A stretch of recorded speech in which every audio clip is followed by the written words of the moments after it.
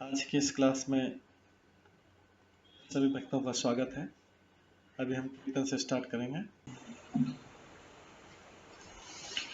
जय राधा माधव कुंज बिहारी, जय राधा माधव कुंज बिहारी, जय गोपीजन वल्लभ गिरिवर धारी, जय गोपीजन वल्लभ गिरिवर धारी, यशोदानंदन व्रज जनरंजन, यशोदानंदन व्रज जनरंजन, यमुना तीरावनचारी,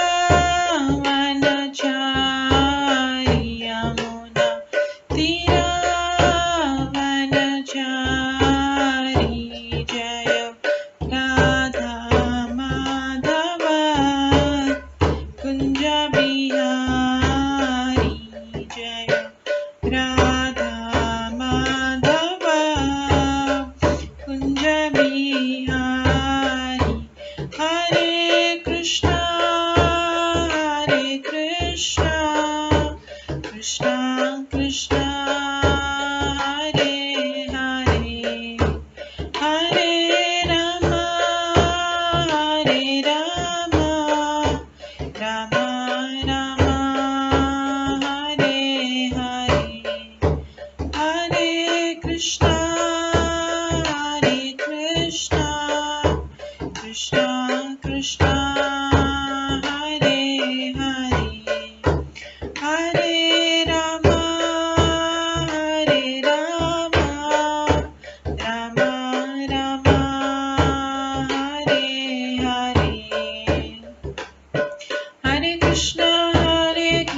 कृष्णा हरे हरे, हरे राम राम राम हरे हरे, हरे कृष्णा कृष्णा कृष्णा हरे हरे, हरे राम राम राम हरे हरे, हरे कृष्णा कृष्णा कृष्णा हरे हरे, हरे राम राम राम हरे हरे, हरे कृष्णा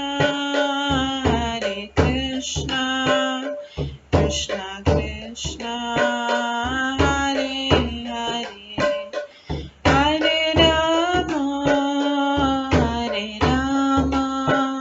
राम राम हरे हरे, हरे कृष्णा कृष्णा कृष्णा हरे हरे, हरे राम राम राम हरे हरे, जय राधा माधव राधे, जय राधा गोविंद राधे, जय गौरनताय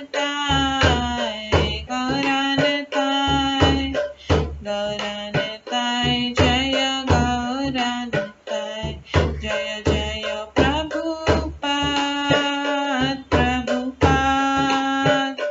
प्रभुपाद जय जय प्रभुपाद, जय जय गुरुदेव जय जय गुरुदेव, नित्य गौर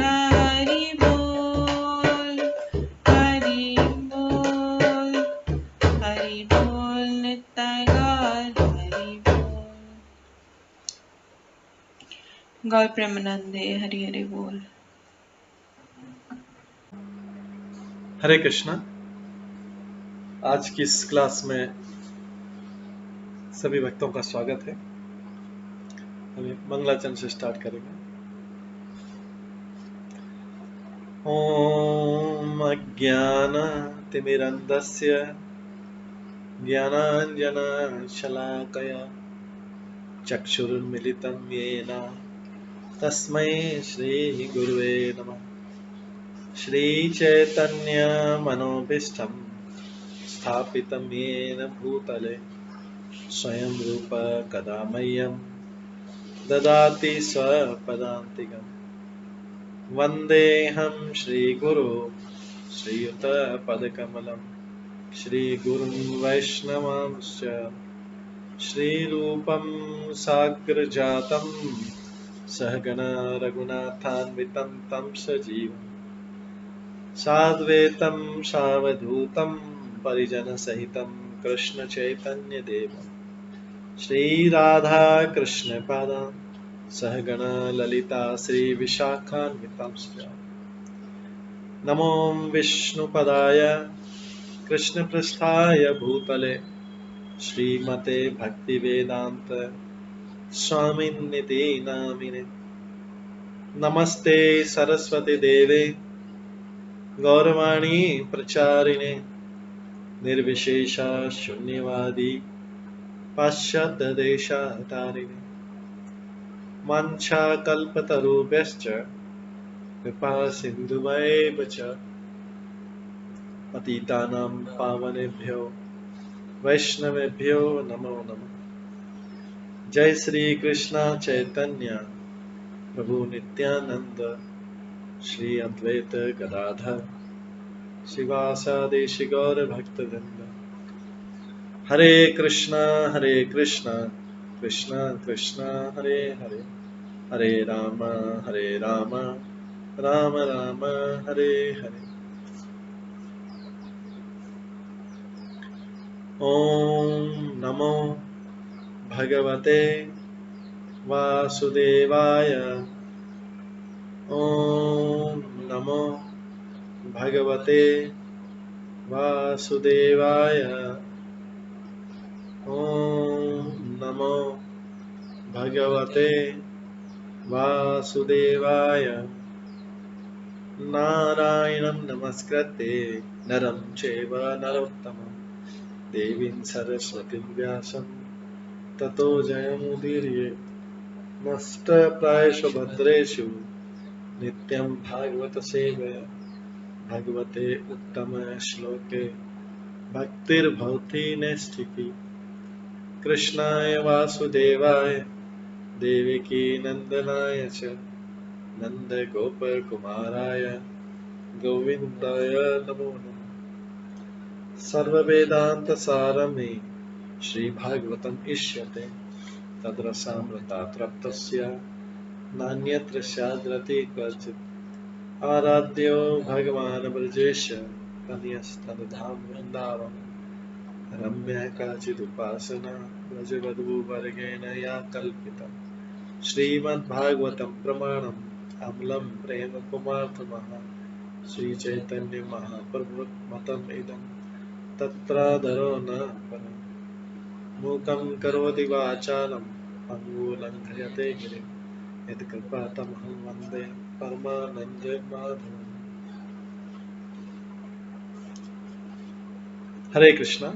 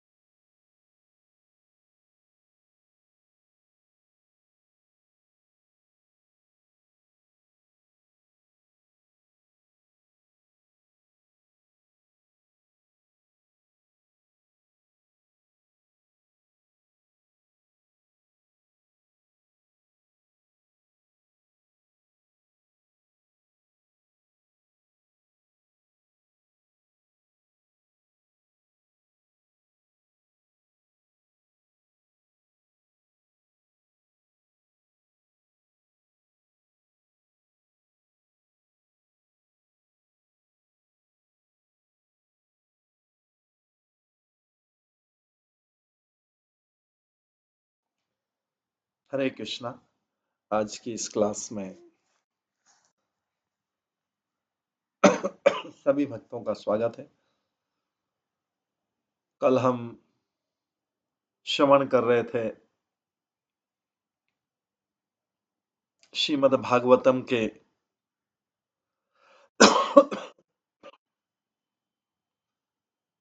10वें स्कंद के 32वें अध्याय से श्रवण कर रहे थे, जिसमें गोपियों का कृष्ण से पुनः विलाप होता है। गोपियां कृष्ण के ऊपर अपनी नाराजगी व्यक्त करती हैं,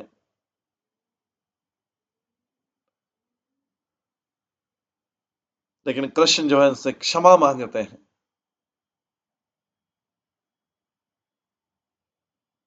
कृष्ण कहते हैं, हे बालाओं, हे गोपियों, यह जानते हुए कि तुम सबों ने मेरे लिए ही लोकमत, वेदमत तथा अपने संबंधियों के अधिकार को त्याग दिया। मैंने जो किया वह अपने प्रति तुम लोगों की आसक्ति को बढ़ाने के लिए किया। तुम लोगों की दृष्टि से सहसा अपने आप को ओझल बनाकर भी मैं तुम लोगों से प्रेम करना रोक नहीं पाया। प्रिय गोपियों, तुम अपने प्रेमी अर्थात मेरे प्रति दुर्भावनाओं को स्थान मत दो। यहाँ पर भगवान इंगित करते हैं कि यद्यपि गोपियां उनके प्रति अपने प्रेम से पहले से ही पूर्ण थी, फिर भी उनकी पूर्णता को अकल्पनीय रूप से बढ़ाने और संसार के समक्ष दृष्टांत प्रस्तुत करने के लिए उन्होंने वैसा किया।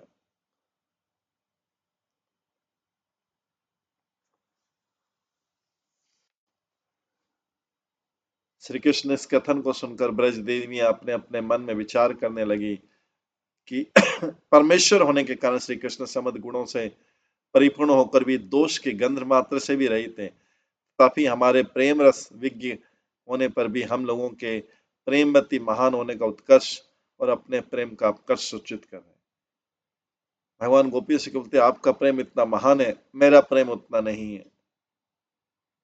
तो इस कारण हमारे निकट ऋणी होने के लिए हमारी सेवा में ही तत्पर श्री कृष्ण का ऐसा त्याग है।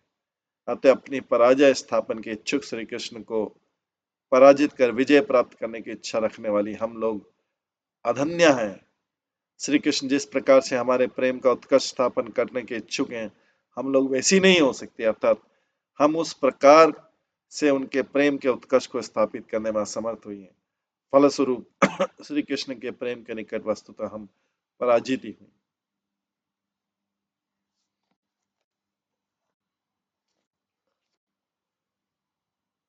इस प्रकार श्री कृष्ण अपना ये वाक्य कहते हैं और कहते हैं, मैं आप लोगों की निष्फल सेवा के लिए मैं के ऋण को ब्रह्मा के जीवन काल की अवधि में भी नहीं चुका पाऊंगा। मेरे साथ तुम लोगों का बंधन कलंक से परे। तुमने इन समस्त ग्रह बंधनों को तोड़ते हुए मेरी पूजा की, जिन्हें तोड़ पाना कठिन होता है। अतः तुम्हारे अपने यशस्वी कार्य इसकी क्षतिपूर्ति कर सकते।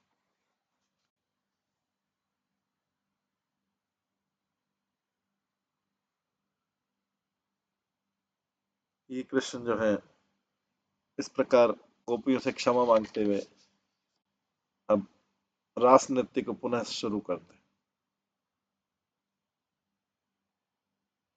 अब हम 33 अध्याय से स्टार्ट करते हैं। इस अध्याय में भगवान श्री कृष्ण के उस रास नृत्य का वर्णन है जिसे उन्होंने यमुना नदी के तट पर जंगल में अपनी प्रिय सखियों के साथ रचाया था।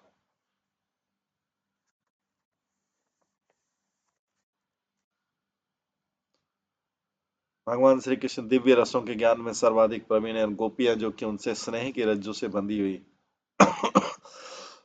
उनकी सेवा में पूर्णतः समर्पित थी। उन्हीं के साथ भगवान ने अनेक रूपों में अपना विस्तार किया।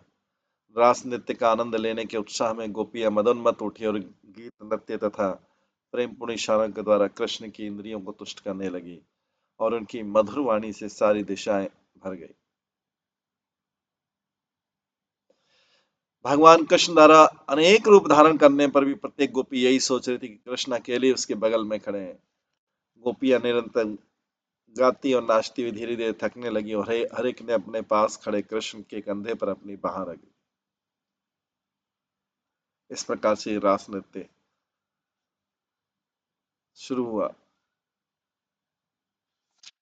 इसका श्रवण करते हैं हम। श्री शुकवाचा 33 चैप्टर का पहला श्लोक। इत्थं भगवत गोप्य श्रुत्या वाचः पेशला।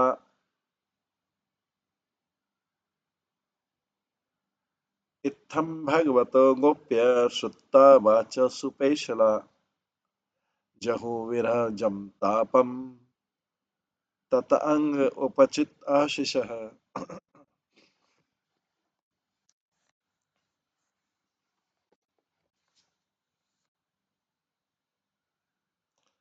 श्री सुखदेव गोस्वामी ने कहा, जब गोपियों ने भगवान को अत्यंत मनोहारी इन शब्दों में कहते सुना तो वे उनके विछोह से उत्पन्न अपना दुख भूल गए।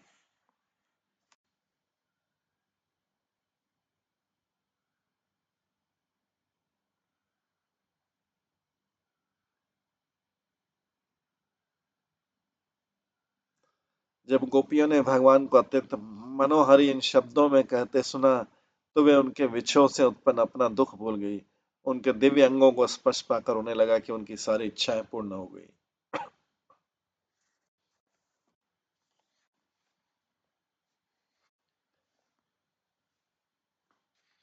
वो उनके विरह जन ताप से मुक्त हो गई। श्रीधर स्वामी कहते हैं कि इस विरह के बाद में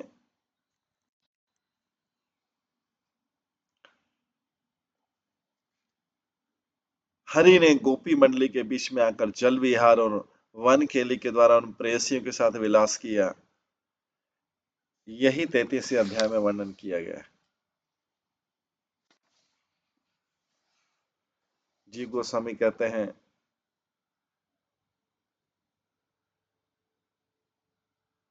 इससे पहले सुखदेव गोस्वामी कहते हैं, तब अंग हे राजन अथवा भगवान के हाथ पैर आदि अंगों के स्पर्श से ब्रज देवियां सभी प्रकार से समृद्ध हुई।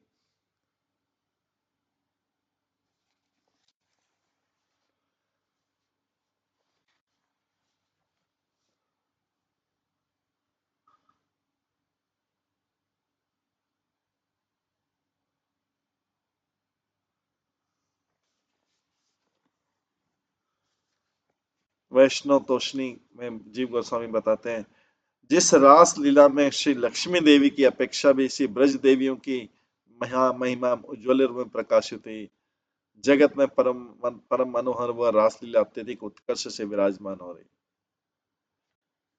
श्री कृष्ण के ऐसे प्रेम भरे परम मनोहर वचनों को सुनकर ब्रज देवियों भूत भविष्य दोनों प्रकार से विरह तापों से मुक्त हो गई।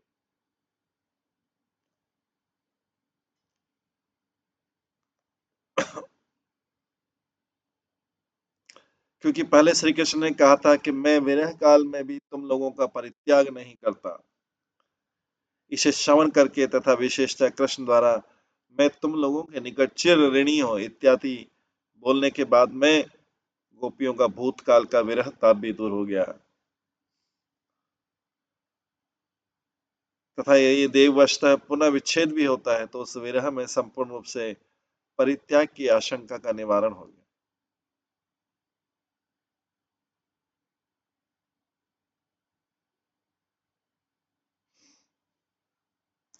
तत्पश्चात विरह ताप का परित्याग हुआ है।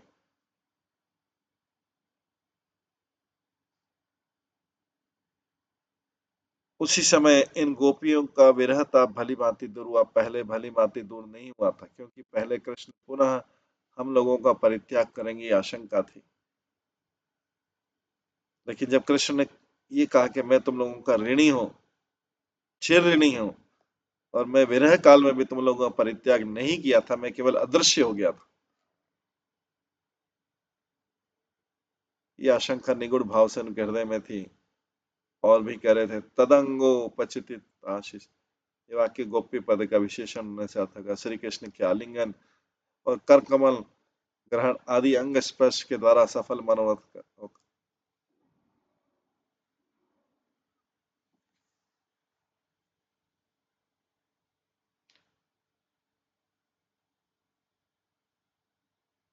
श्री विश्वनाथ चक्रवर्ती वेदपात कृत सारा दर्शनी में आता है।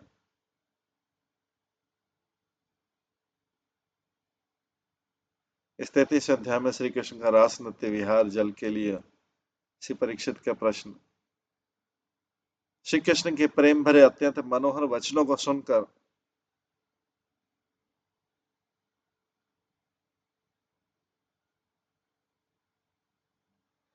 तदंगोपचित आशीष अर्थात उनके अंगों का स्पर्श पाकर ब्रज देवियों का काम परितृप्त हो गया और इस प्रकार मनोरथ सिद्ध होने पर उनका विरह से उदित संताप दूर हो गया।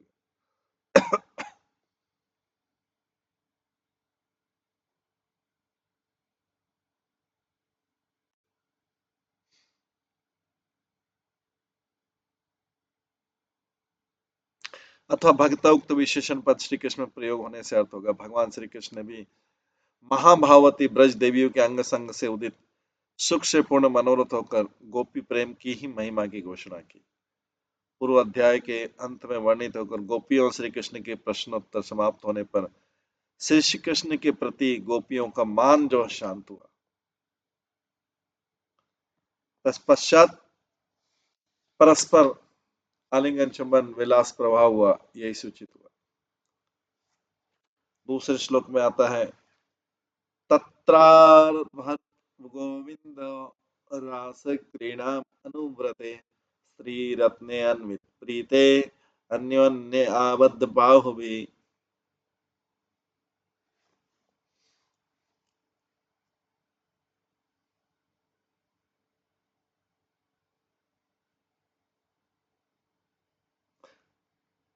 तदंतर उस मनोहर यमुना पुलीन में श्री कृष्ण अनुरागी प्रीति परायण गोपियों ने परस्पर बाहु के द्वारा बाहु बंधन किया और श्री गोविंद ने उन स्त्री रत्नों से परिवेष्टित होकर रास क्रीड़ा प्रारंभ की।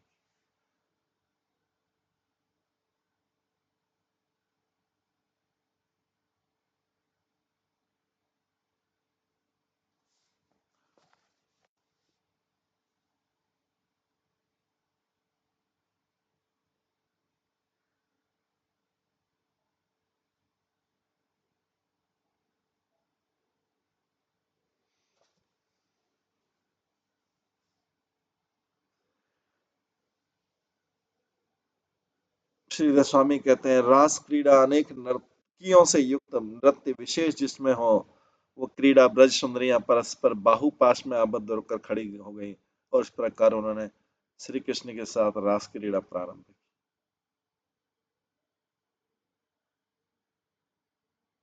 जीव गोस्वामी कहते हैं इस प्रकार ब्रज देवियों के साथ श्री कृष्ण का एक मत स्थापित हुआ।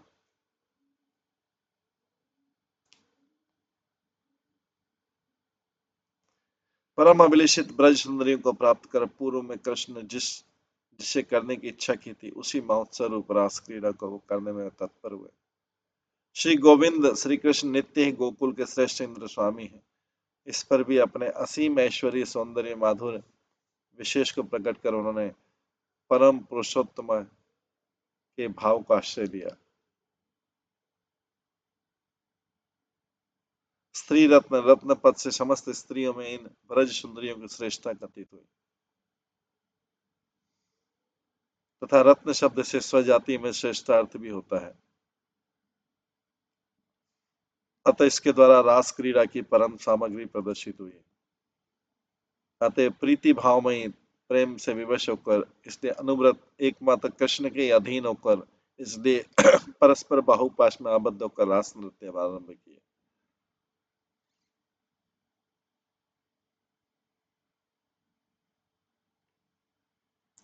इस आबद्ध पद के द्वारा ब्रज देवियों का एक गूढ़ अभिप्राय व्यक्ति की श्री कृष्ण इस गोपी मंडली के बीच में व्यवस्थित रहे किंतु किसी प्रकार बाहर न जा सके।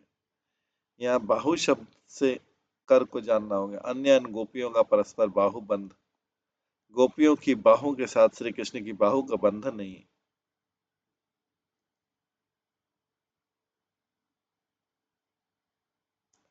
इसलिए श्री कृष्ण अपने दोनों ओर खड़ी प्रत्येक गोपी के गले को पकड़े थे, मतलब उनके कंधों पर हाथ रखे हुए थे और ब्रज देवियां परस्पर हाथों को धारण किए हुए। ये रास क्रीड़ा का लक्षण है। नर्तक ने जिनके नर्तकी के कंठ को धारण किया और जो परस्पर बाहु धारण की हुई उन नर्तकियों के मंडलाकार नृत्य को रास कहते हैं।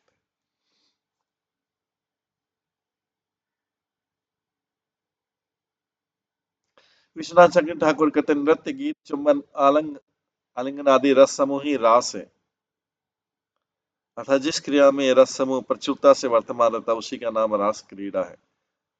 गोपियां उस समय श्री कृष्ण से एक मत होकर उनके अनुकूल हुई थी, अर्थात श्री कृष्ण के प्रेम से विवश हो गई थी।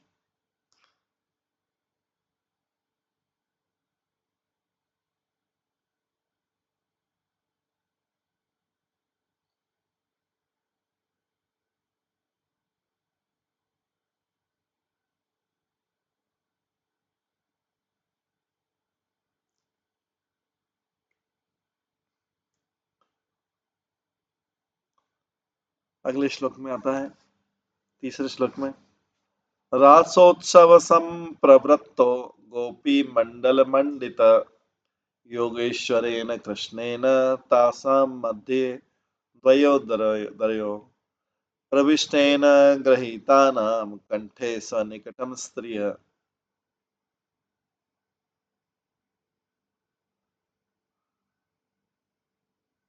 यं मन्येरन्नभ तावत् विमानशतमङ्गलम् दिवोकसां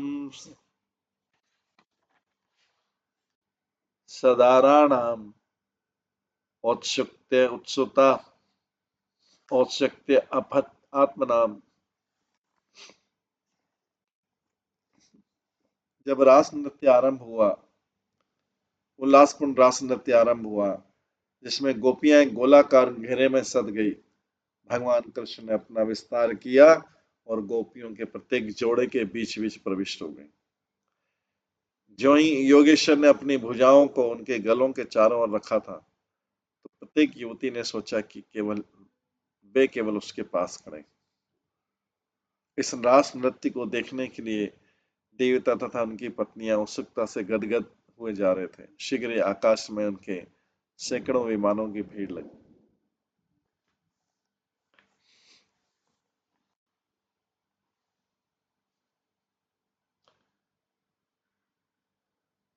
श्री बिल्ल मंगल ठाकुर ने रास नृत्य पर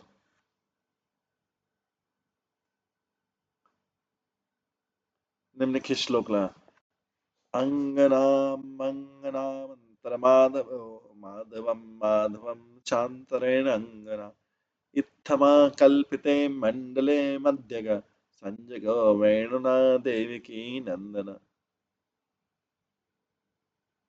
भगवान माधव गोपियों के हर जोड़ी के बीच स्थित थे।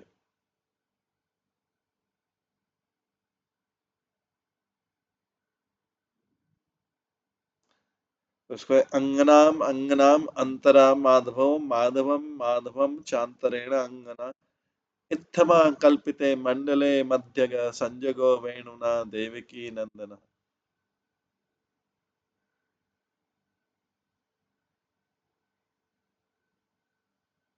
भगवान माधव गोपियों के हर जोड़ी के बीच में स्थित थे और उनके स्वरूपों के प्रत्येक जोड़े के बीच एक गोपी स्थित थी। देवकी पुत्र श्री कृष्ण भी अपनी बंशी बजाते तथा गीत गाते गोलाकार के बीच में प्रकट। श्री विश्वनाथ चक्रवर्ती ठाकुर इंगित करते हैं कि प्रेम में उन्मत्त होने के कारण गोपियां समझ नहीं पाई कि श्री कृष्ण ने अपना विस्तार कर लिया और वे स्वयं उनमें से हर एक के साथ नृत्य करें। हर गोपी को कृष्ण का एक रूप दिखा, किंतु देवतागण अपने पत्नियों समेत अपने विमानों से रास नृत्य देखते हुए उनके विविध रूपों को देख सकते थे, इसलिए अत्यधिक चकित।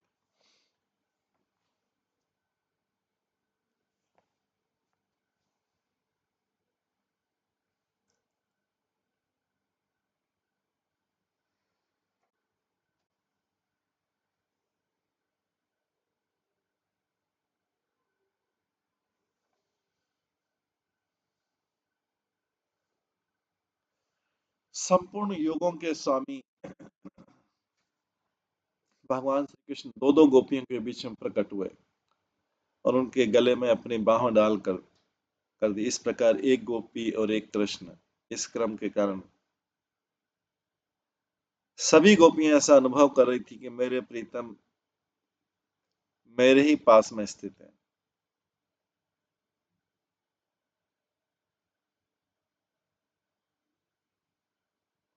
इस प्रकार सहस्त्र गोपियों से शोभायमान भगवान श्री कृष्ण का दिव्य रास उत्सव प्रारंभ हुआ। रास उत्सव के दर्शन की उत्सुकता से देवताओं का मन वश में नहीं रहा। वे सभी अपनी अपनी पत्नियों के साथ वहां पहुंचे। उस समय आकाश देवताओं के शत शत विमानों से, सौ सौ विमानों से भर गया रास नृत्य को देखने। वो उसमें भाग नहीं ले सकते थे, लेकिन देख पा रहे थे ऊपर से। श्रीधर स्वामी कहते हैं, योगेश्वर श्री कृष्ण गोपियों के साथ मिलकर अभिनय के साथ रास उत्सव में प्रवृत्त हुए।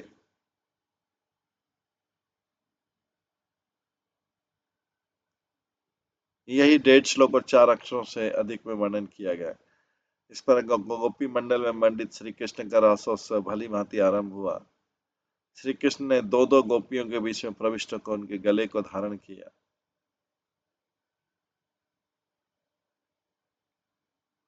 अर्थात गोपियां दोनों तरफ से श्री कृष्ण के द्वारा आलिंगित हुई। कैसे? प्रत्येक गोपी यही सोचने लगी कि श्री कृष्ण मेरे निकट ही वर्तमान है और मुझे ही आलिंगन किए हुए, इसलिए उन्होंने दो दो गोपियों के बीच प्रविष्ट होकर उनके कंठ को धारण किया। यदि किसी को कोई ऑब्जेक्शन, कोई पूछ सकता है कि श्री कृष्ण एक होकर भी किस प्रकार सबके बीच प्रविष्ट हुए, और जब वे सभी के निकट थे तब गोपियों ने ऐसा किस प्रकार समझा कि श्री कृष्ण केवल मेरे निकट ही वर्तमान। इसलिए कह रही है, योगेश्वर अर्थात भगवान श्री कृष्ण अत्यंत अचिंत शक्ति संपन्न है, उनके लिए कुछ भी असंभव नहीं। जब श्री कृष्ण रामोत्सव के लिए प्रवृत्त हुए, उस समय अत्यंत उत्सुक अपनी अपनी स्त्री सहित देवताओं के शत विमान आकाश मंडली में छा गए।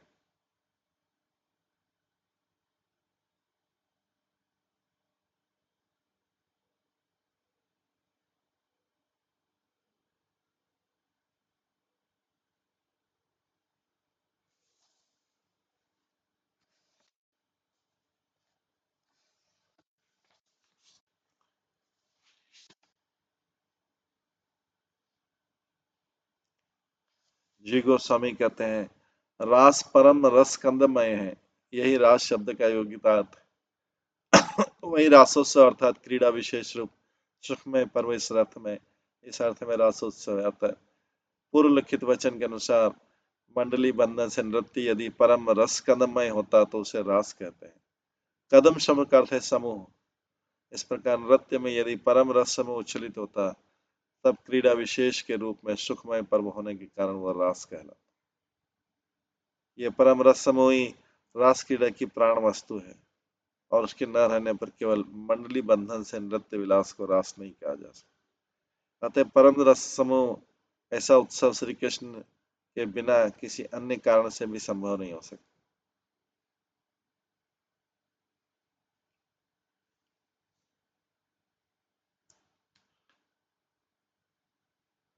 इस रास प्रवर्तक का विशेष वर्णन श्री पराशर ऋषि की उक्ति में प्राप्त होता है। प्रत्येक गोपी पृथक पृथक रूप में श्री कृष्ण के निकट है।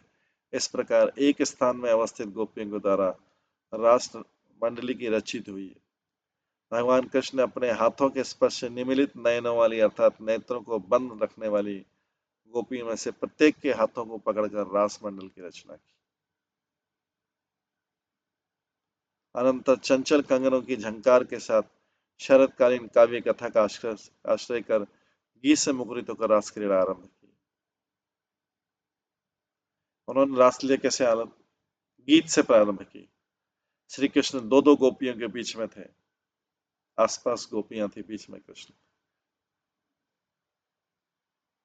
तासा मध्य द्वैरोदय उदय, अर्थात श्री कृष्ण दो दो गोपियों के बीच में थे। यहाँ एक बार मात्र द्वयो शब्द कहने से मंडल स्थित दो गोपियों के बीच में एक स्थान में कृष्ण की स्थिति ऐसा बोध होता है। इस संभावना निवारण के लिए द्वयो पद दो बार युक्त, अर्थात दो दो गोपियों के बीच, अर्थात गो दो गोपी ने कहकर दो दो गोपियां इस प्रकार कहना था।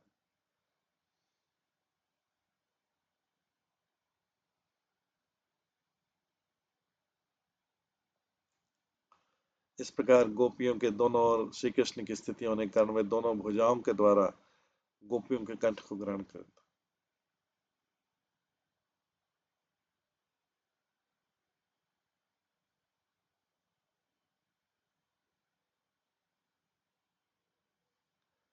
दोनों भुजाओं के द्वारा गोपियों के कंठ को ग्रहण किए हुए थे, ये ऐसा समझना। जिस प्रकार श्री कृष्ण के दोनों ओर गोपियां हैं, उसी प्रकार श्री कृष्ण भी गोपियों के दोनों ओर हैं, और श्री कृष्ण के दोनों हाथों से ही गोपियों का कंठ धारण किया गया। श्री बिल्व मंगलम में ये कहा है, एक एक गोपी के बीच एक श्री कृष्ण, और एक एक श्री कृष्ण के बीच में एक गोपी। इस प्रकार रास मंडली प्रकलित कर अर्थात गोपियों के द्वारा घिरकर श्री कृष्ण वेणु के द्वारा गान करने लगे।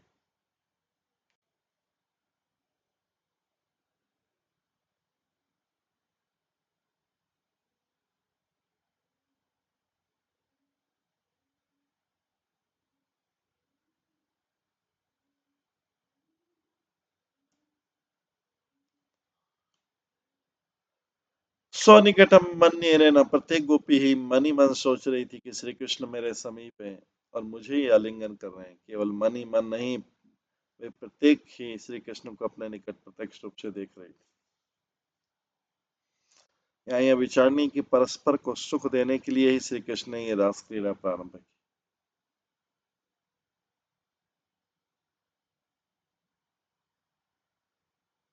इसलिए समस्त गोपियों द्वारा ही रास महोत्सव की संपूर्ण शोभा देखना अवश्य अपेक्षणीय था।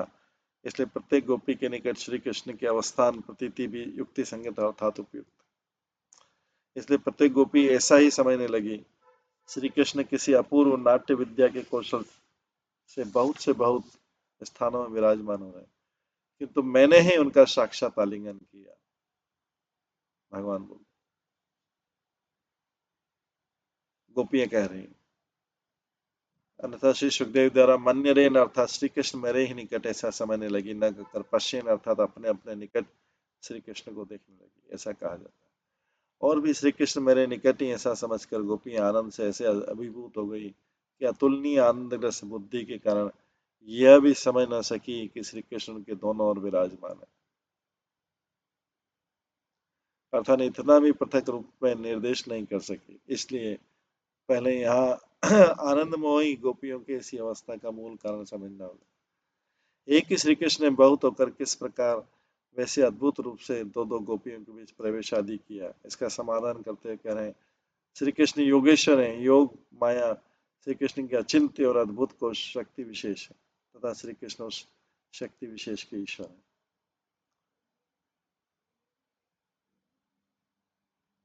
श्री कृष्ण के स्वाभाविक रूप में वैसी शक्ति से युक्त होने के कारण वे प्रेरणा के बिना भी इच्छा मात्र से उस रूप में प्रकट होते हैं।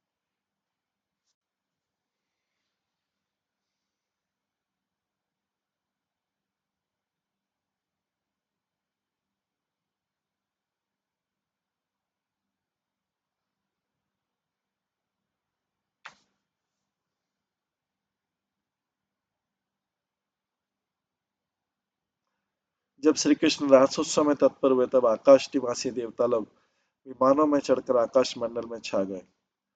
आकाश अर्थात स्वभावतः ही आकाश में विचरण करने वाले देवता लोग अकस्मात रस क्रीड़ा का दर्शन एकत्र मिलित कर वहां रास के दर्शन करने लगे।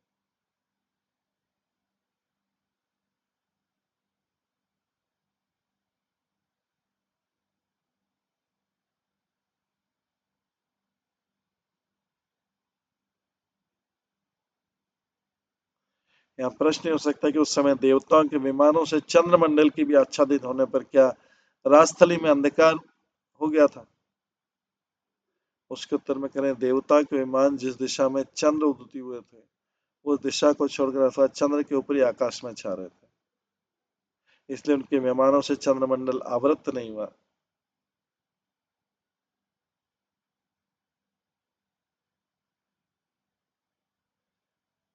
तो देवता के विमान चंद्रमा के भी ऊपर थे।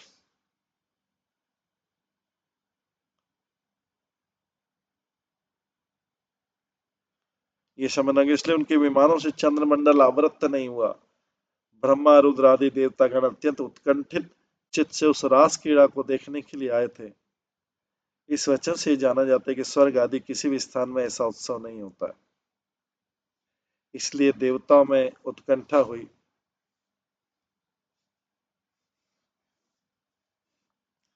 देवताओं की उत्कंठा केवल नृत्य दर्शन के विषय में ही जाननी होगी, किंतु भगवान के रहस्य विलास दर्शन के लिए नहीं। देवताओं की उत्कंठा केवल नृत्य दर्शन के लिए विषय में जाननी होगी, किंतु भगवान के रहस्य विलास के लिए नहीं, क्योंकि ब्रह्मा रुद्र आदि देवतागण भगवान के दास भक्त हैं, इसलिए वे रासलीला दर्शन के योग्य पात्र नहीं।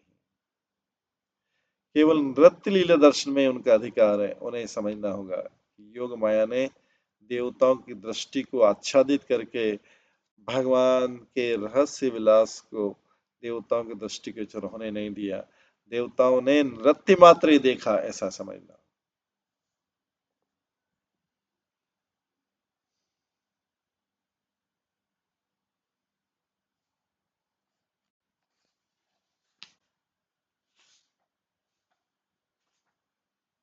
विश्वनाथ चक्रवर्ती ठाकुर बताते हैं कि इस रासलीला के बारे में ब्रज गोपी के साथ श्री कृष्ण के रास विहार की रीति का प्रदर्शन रासोत्सव इत्यादि 6 अक्षर कम 2.5 श्लोकों में कर रहे हैं। इनका वर्णन जो है इत्यादि जो 6 अक्षर कम 2.5 श्लोक में कर रहे हैं। रास एवं उत्सव, रास रूप उत्सव जो भक्तों के नयन और मन रूप चातक को आनंद अमृत प्रदान करता है, वही रास सम्यक रूप से प्रारंभ हुआ। मंडलाकार में अवस्थित दो गोपियों के बीच में प्रविष्ट होकर भगवान श्री कृष्ण ने रास उत्सव आरंभ किया। यहाँ श्री कृष्ण ने कर्ता होकर स्वयं रास उत्सव के संप्रवर्तित किया। ये बात न कहकर रासलीला स्वयं ही कर्ता के रूप में प्रकट, ऐसा कहा है। अर्थात श्री कृष्ण द्वारा रास को ही रास प्रवर्तन की स्वतंत्रता या कर्तव्य दान करने से रासलीला मानव स्वयं में प्रवृत्त हुई, अर्थात रासलीला की स्वतंत्र घोषणा की गई। इस प्रकार श्री कृष्ण स्वयं रासलीला के करण रूप में रहे, अर्थात रासोत्सव लीला में ही कर्तव्य आरोप कर श्री कृष्ण ने स्वयं करण रूप से अपनी समस्त शक्ति और समस्त लीला से ही रासोत्सव का महान उत्कर्ष इस जगत में घोषित किया। अतः लक्ष्मी इत्यादि भी इस रासोत्सव को प्राप्त करने के लिए उत्कंठित हुई, किंतु प्राप्त नहीं कर सकी। लक्ष्मी इत्यादि भी इस रास नृत्य में भाग लेना चाहती थी, वो लेकिन नहीं हो पाया। इस प्रकार श्री कृष्ण गोपियों के गले में हाथ डालकर दोनों ओर से उनका आलिंगन करके भी दो गोपियों के बीच में प्रविष्ट होकर रास उत्सव में प्रवृत्त। इसका समाधान इस श्लोक में क्या है? मध्य मणिनाम हेमाना महामरकतो यथा, अर्थात स्वर्ण मणि के बीच महामरकत मणि की भांति श्री कृष्ण गोप मंडली में शोभा पाने लगे।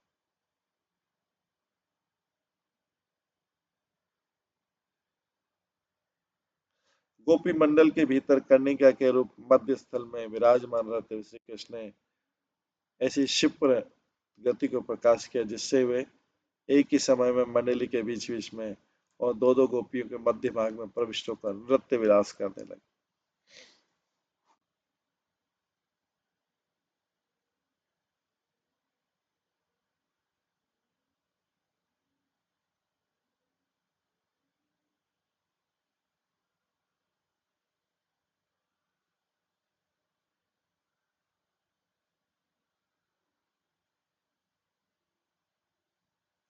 तथा श्री कृष्ण एक परमाणु मात्र समय के भीतर ही मंडल के मध्य स्थल से क्षिप्र गति से आकर मंडल स्थल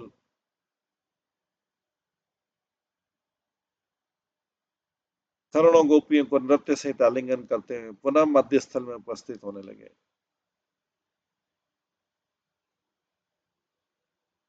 एक परमाणु मात्र समय के भीतर ही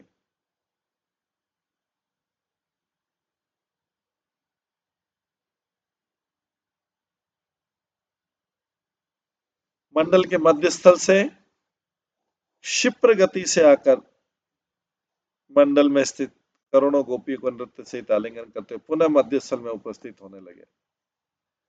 इससे श्री कृष्ण की गति या वेग अलात चक्र की अपेक्षा भी अत्यंत अधिक सूचित होता है,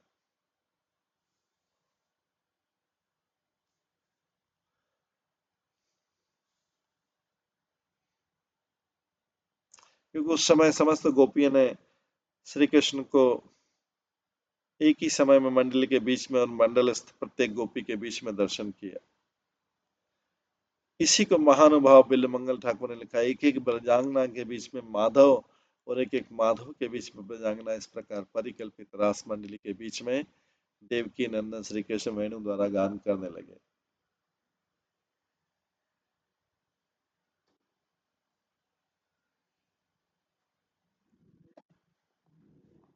तो इसलिए बोल रहे अंगनाम अंगनाम अंतरा माधव माधवम माधवम चांतरे अंगना इत्थताम कल्पिते मंडले मध्य संजनो वेणुना देवकी नंदना।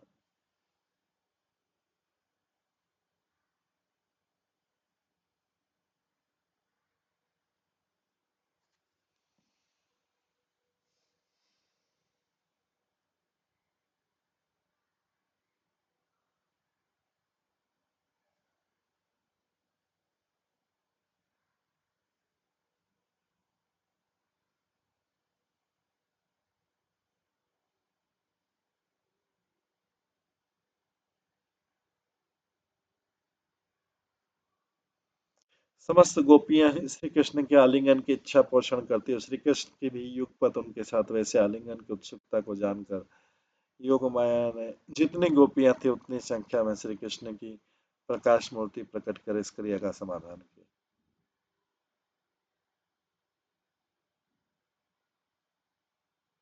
एक एक गोपी के बीच में और किसी किसी के अनुसार दो दो गोपियों के बीच में प्रवेश अंगत है। प्रथम पक्ष में एक एक गोपी के बीच में प्रवेश कर की व्याख्या के अनुसार एक गोपी के दोनों दो कृष्ण का प्रकाश, एक गोपी के कंधे पर बैठकर दो कृष्ण का भुज स्पर्श, इस क्रिया के अनुसार क्रिया के अनुचित होने की आशंका करना ठीक नहीं, क्योंकि यहाँ योग माया ने ही प्रत्येक गोपी के गले में श्री कृष्ण के अनेक रूप में प्रकाशमान भुजाओं के स्पर्श का भान समर्पण किया था।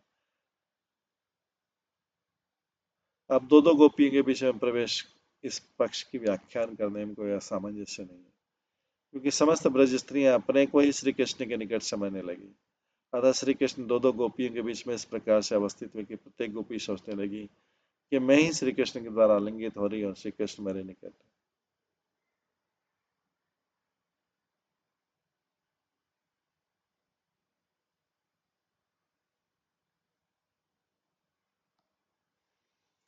ऐसा होने पर भी श्री कृष्ण जो प्रत्येक गोपी के निकट परिलक्षित हो रहे हैं वो उनकी कोई नाट्य विद्या का प्रभाव, ऐसा उल्लिखित है। रास मंडली में देवकी नंदन श्री कृष्ण वृंदावनेश्वरी के साथ आलिंगित अवस्था में विराजमान है। इसी अभिप्राय से श्री कृष्ण शतनाम स्तोत्र में दृष्टिगोचर होता है।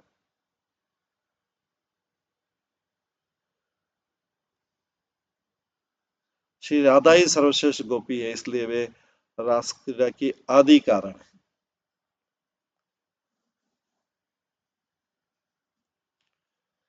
इस समय कृष्ण की नृत्य लीला देखने के लिए देवता लोग अपने अपने स्त्रियों के साथ विमान में चढ़कर आकाश मंडल में छा गए। ब्रह्मा आदि देवगण श्री कृष्ण के दास स्थानीय हैं।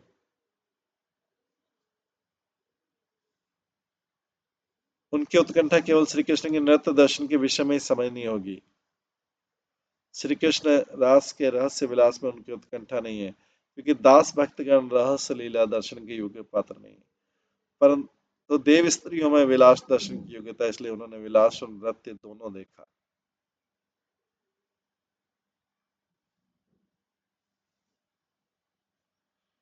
अतः रासलीला में स्वर्ग के पुरुष देवता लोग केवल श्री कृष्ण का दर्शन कर रहे थे, उन्हें गोपियों का दर्शन नहीं हो रहा था। योग माया ने गोपियों को देवता की दृष्टि से आच्छादित करके रखा था, इसलिए गोपियां देवताओं को दृष्टिगोचर नहीं हुई, केवल कृष्ण डांस करते हुए दिख रहे थे।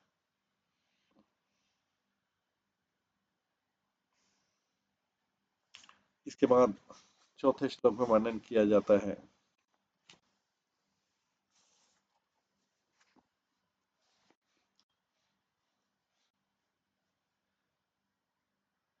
ततो दुन्दुभयाने दु निपेतु पुष्पवृष्टय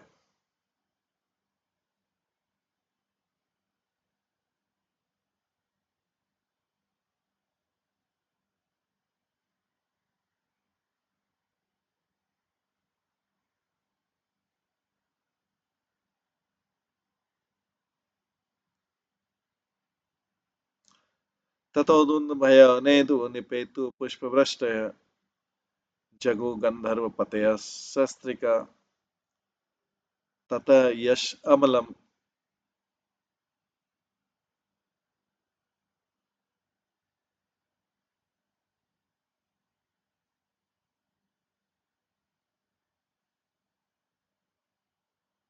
तब आकाश में धुंधियां गरज उठी और फूलों की वर्षा होने लगी।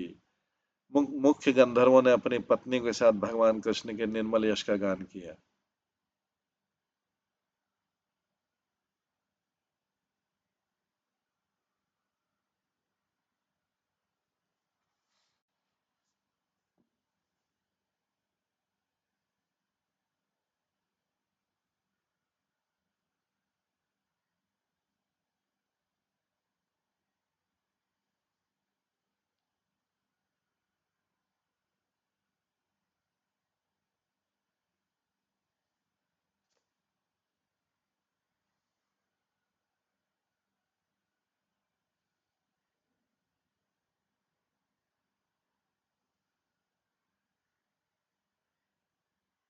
तब आकाश में धुंधियां बज उठी, फूलों की वर्षा होने लगी। मुख्य गंधर्वों ने अपनी पत्नियों के साथ भगवान श्री कृष्ण के निर्मल यश का गान किया। जैसा कि आगे अगर रास नृत्य के समय भगवान कृष्ण का यह शुद्ध तथा आध्यात्मिक आनंद,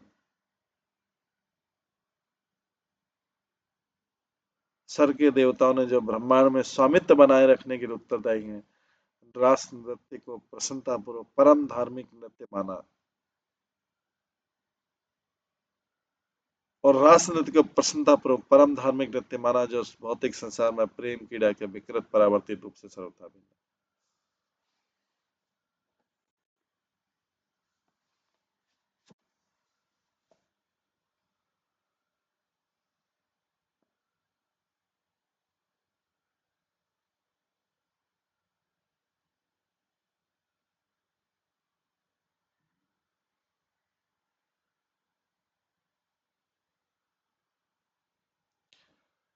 श्री कृष्ण के प्रति एकांतिक निष्ठावश गंधर्व पति अपनी अपनी स्त्रियों के साथ अन्य अप्सराओं के साथ मिलित होकर निर्मल यश का गान करने लगे।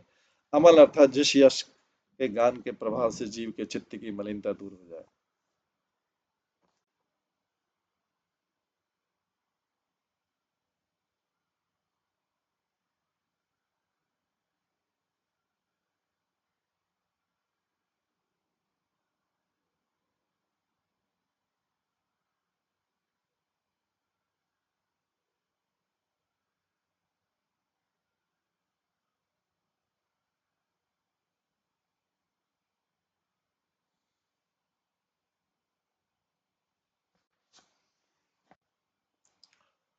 वल्यानाम नुपुराणाम किंकिणानाम च योषिताम सप्रियाणाम अभूत शब्द तुमुल रास मंडल है।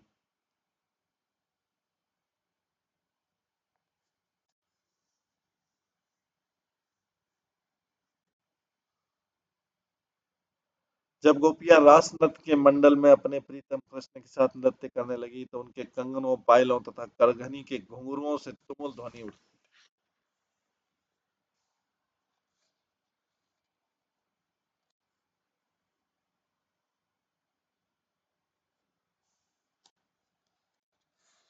रासमंडल में सभी गोपियां अपने प्रीतम श्याम सुंदर के साथ नृत्य करने लगी। उस समय वहां भी उन असंख्य गोपियों के हाथों के कंगन, पैरों की पायजप और करधनी के छोटे छोटे घुंघरू एक साथ बजने लगे, जिनकी मिश्रित मधुर ध्वनि सर्वत्र व्याप्त हो गई। जी गोस्वामी कहते इस प्रकार देवताओं के द्वारा किए हुए पुष्प वृष्टि रूप उत्सव का वर्णन कर यहाँ रास योग्य वाद्य गीत आदि का वर्णन करने जाकर प्रथमतः वाद्य के विषय में कहा गया। वलिया नाम इत्यादि ब्रजदेव के कंगन, नुपुर, कंकड़ियों से तुमुल की ध्वनि होने लगी। किंकड़ी, कांची जैसी क्षुद्र घंटियों से युक्त कटिभूषण। इस पद की ध्वनि स्त्री जाति होने के कारण स्वभावतः ही वे गोपियां चूड़ियों आदि अलंकारों में सुसज्जित।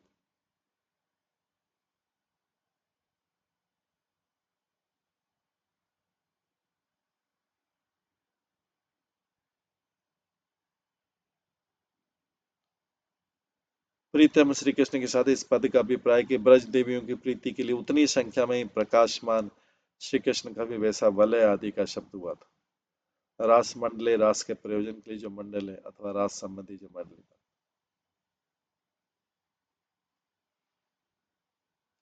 विश्वनाथ चक्र ठाकुर बताते हैं, सब प्रिया नाम प्रिय श्री कृष्ण के साथ मिलकर ये ब्रज सुंदरियां आनंद और सुशिशिर अर्थात मदंग और वंशी आदि की ध्वनि भी तुमुल शब्द में गई।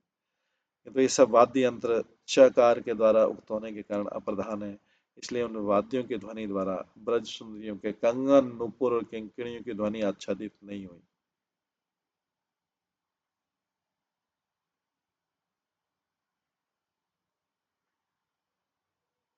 तो इन वाद्य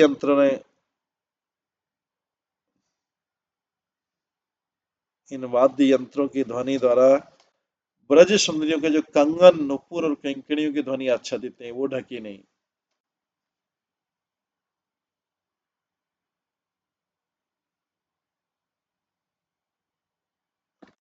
वाद्य यंत्र उतने पावरफुल नहीं हुए जितनी इनकी कंकड़ों की ध्वनि, कंगन, नुपुर, किंकिणियों की ध्वनि आच्छादित नहीं।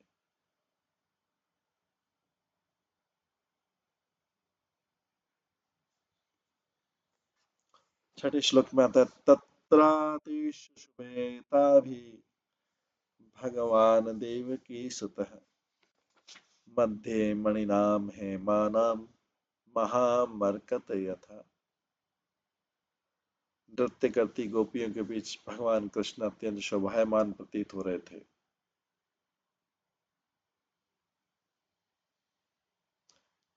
जिस तरह सोने के आभूषणों के बीच मरकत मणि शोभा पाता है।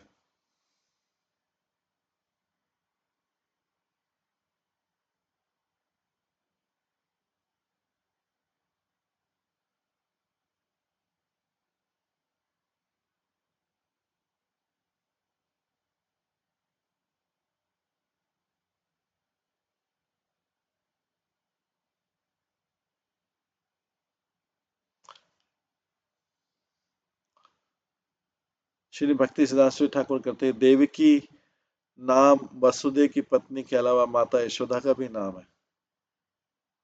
इस जैसा कि आदि पुराण में कहा गया है, द्वे नामने नंद भार्या यशोदा देवकी थी। नंद की पत्नी के दो नाम हैं, यशोदा तथा देवकी।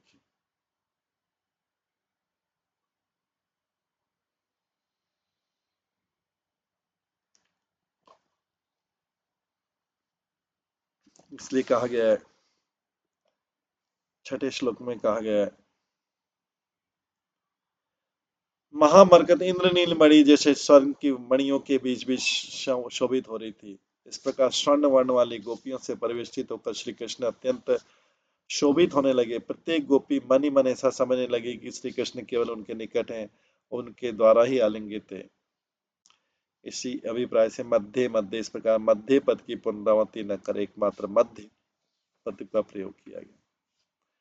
जो देवकी सुत रूप में तुम लोगों के निकट प्रसिद्ध हुए भगवान सर्व ऐश्वर्य और सर्व शोभा से युक्त कर भी रास मंडल में ब्रज सुंदरियों को द्वारा परिष्ठित होकर सुशोभित है। क्योंकि नंद पत्नी यशोदा के दो नाम है, यशोदा देव की, अतः इस वृंदावन में यशोदा पुत्र श्री कृष्ण के रूप में अत्यंत शोभायमान है। तो इसमें भी फिर रास में ब्रज सुंदरी के द्वारा परिविष्टित होकर हेम मणि के बीच में इंद्रनील मणि की भांति अत्यधिक रूप से सुशोभित है।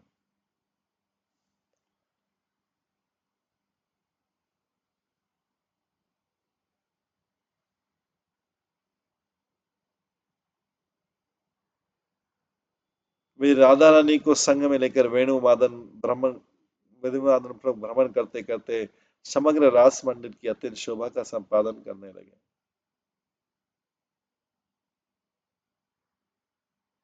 परस्पर हाथों को पकड़ी खड़ी रमणीय द्वारा रचित रास विहार स्थल के एक केंद्र में खूंटे के रूप में विराजमान एक ही श्री कृष्ण ने अपने दिव्याति दिव्य विग्रह को अनेक रूप में प्रकाशित किया। इस प्रकार मरकत मणि के बीच में खूंटे की भांति विराजमान होने की बात कर पुनः विशेष रूप से बतला रहे हैं। हेमा नाम स्वर्ण विकार अर्थात मलित स्वर्ण निर्मित मणियों से मद मरकत की भांति गोपियों का सन्निवेश गोलाकार होने का हेतु कहा गया है, जैसे स्वर्ण निर्मित मणियों के द्वारा निर्मित हार।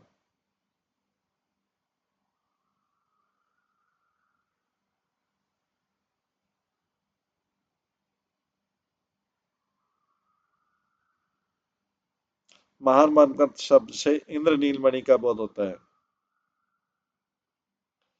कोई कोई कहते हैं कि श्री कृष्ण के स्वभावतः इंद्रनील मणि की भांति श्यामल कांति युक्त होने पर भी नृत्य गति के कौशल से वे युगपत प्रत्येक स्वर्ण गौर कांति गोपांगनाओं के कंठ ग्रहण आदि के द्वारा सर्वत्र परिभ्रमण होकर अत्यंत शोभा पाने लगे। अथवा ब्रज सुंदरियां स्वर्ण गौर कांति की छटा से संपर्क से वे थोड़ा सा श्यामल मरकत मणि का वर्णन प्राप्त किए, इसलिए उन्हें महामरकत मणि के रूप में वर्णन किया गया। विश्वनाथ श्री ठाकुर कहते हैं, देवी की सुत्री क्षत्रिय जाति के होने भी भगवान है अर्थात षड निपुण है, तथा षड निपुण होने पर भी वे रासथली में गोप जाति की स्त्रियों के बीच अत्यधिक दीप्ति अर्थात शोभा पाने लगे। श्री कृष्ण का वर्ण इंद्र नीलमणि के समान है और गोपियों का वर्ण स्वर्ण के समान है, अतः श्री कृष्ण के इंद्र नीलमणि होने पर भी गोपियों की स्वर्ण कांति के मिश्रण से श्री कृष्ण की कांति मरकत वर्ण की हुई है। गौर कांति युक्त गोपियों के बीच बीच में से अवस्थित और गोपियों के द्वारा आलिंगित इंद्र नीलमणि कांति श्री कृष्ण मरकत मणि की भांति अत्यंत शोभा पाने लगी।